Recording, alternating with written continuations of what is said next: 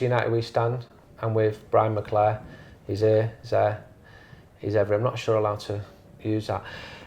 Scored them goals in the Manchester derby. City were 3-1 up in November 1990, if I'm not mistaken. Was that your highlight as a Manchester United player? No, every day I played for Man United was a highlight. Really? And every goal is. People have asked me this quite a lot recently, and I spent a little bit of time thinking about goals and games. And you never score a bad goal. There's scruffy goals and there's supposed great goals and different things, but for me, they never score a bad goal. And now I look at them all now, they're all precious to me.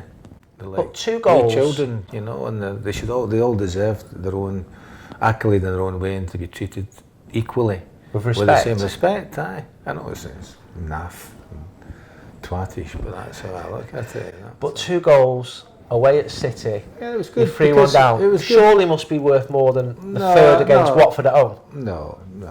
The thing about those was that it was a year after we got beat 5-1. Yeah. And you're going through the whole period of having been involved in that game, although the result doesn't reflect the performance or lots of things that happened in the game, but that's down there in the record books, that's what happened. And the City fans were on their way thinking that they could be heading for the same kind of scoreline again, and managed to score 2 goals, and there was also another thing, the break at the very end, there was another chance, and Tony Cotton was in goals, who had scored my first goal for Manchester United against it when he was the goalkeeper for Watford. Tony told me later on when he came as a player for a year, and that was a year that Schmeichel's performances were unbelievable, because maybe it was the first time that he believed there was a goalkeeper, a goalkeeper there that would properly challenge him for them both, as his ability as a goalkeeper and as a character, you know, and that was the manager's idea in signing, wasn't it? Very much so, and it worked brilliantly. Yeah. And Tony, when I came back coaching, Tony was already coaching the goalkeepers, and he told me that I was top of his list of players to batter when he finished playing. We had Tony on a podcast. He's a hard lad. You know? Oh, he said his moments. Yeah, I mean, he told us about fighting in Tamworth as a kid, and almost losing not his career, but being told. There was bits and pieces of that, because him and Hopkins, Robert Hopkins, and Birmingham City, Big Mick, and Matt Dennis were a proper crew. Who's the hardest player you've ever played with in terms of fighting? Yeah, Norman. On the pitch, you know. Yeah, you told me that he was the most intelligent player you ever played with. He is, isn't he? He's a really bright fella, Norman. Yeah. He's really, I like him a lot. And he's never sworn. He's never drunk, he's never sworn. I'm not sure about that, but... Or drunk, as in drunk. So if every day's a high point playing for Manchester United, tell us about a low point, where you just thought... Nah, the only low points for me, you can't play. Right. No, the times you can't play are when you're injured. Yeah. So, and I only had one. Go on. I pulled a hamstring trying to backheel the ball on a Friday afternoon. I was out for 4 weeks. So no, I had 2 actually. I tore a rectus femoris as well. So 8 weeks out of 11 years wasn't too bad a time, really. So that's always the thing when you. And then at the Cliff at the time when you were getting treated, you used to be able to look out the window and see that when they didn't train at the Cliff every day, but particularly Friday, because Friday was a really fun, enjoyable session, and you're sitting there looking out the window, knowing that when they finish, you're going out to do some running, and after everybody had gone. So that's always the worst time. But I only had 8 weeks of it, so. 8 weeks in all that time. Favourite away ground to play at? All the away grounds, because it was great.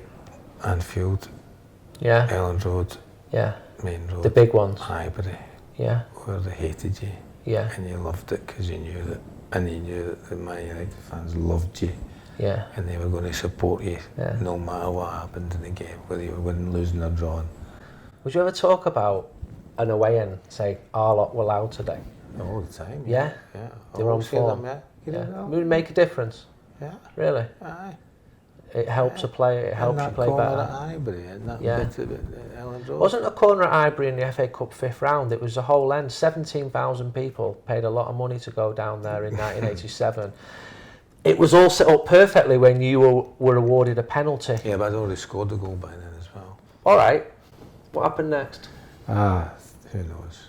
I think that actually what happened was that that I was replaced by an alien.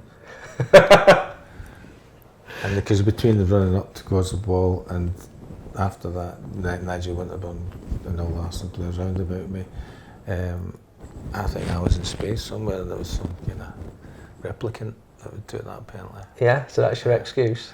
I don't have an excuse. It was just a bad penalty. Who's really, the most difficult player to play against? Um, In Scotland, with most Celtic, player. and then with United. The most difficult, the toughest time I had that I remember as a Man United player was playing against Steve Bruce Yeah. when he was playing for Norwich, Yeah. and he just kicked me all over the place. Yeah. And he came to United not long after that, so I was like, thought that was a good signing when that Did you happened. relay your thoughts on him to the manager? On Don't Bruce? recall. I just think that he could see He could see it. how much he wanted to get to, not necessarily maybe Manchester United, but a club that would was a club that would be And fulfill his satisfaction. Okay. Celtic. When I played for Motherwell, I played against Danny McGrain. I think Yeah. he was a tough player, but He's like the tough and fair, Yeah. but a good player. He's like the Baresi, wasn't he? Yeah. Of He was Celtic. at that level. Who's the most skillful player you ever played with? Yay!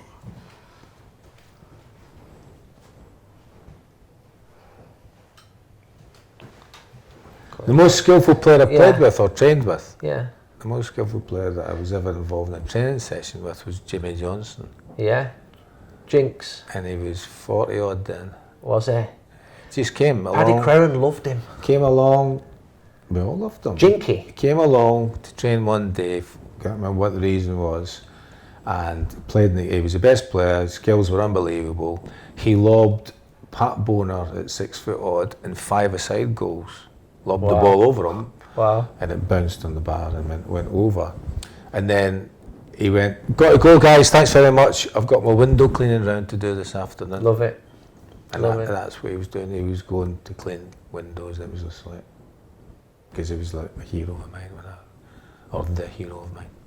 What about United? As a football Skillful. hero, skillful. Yeah.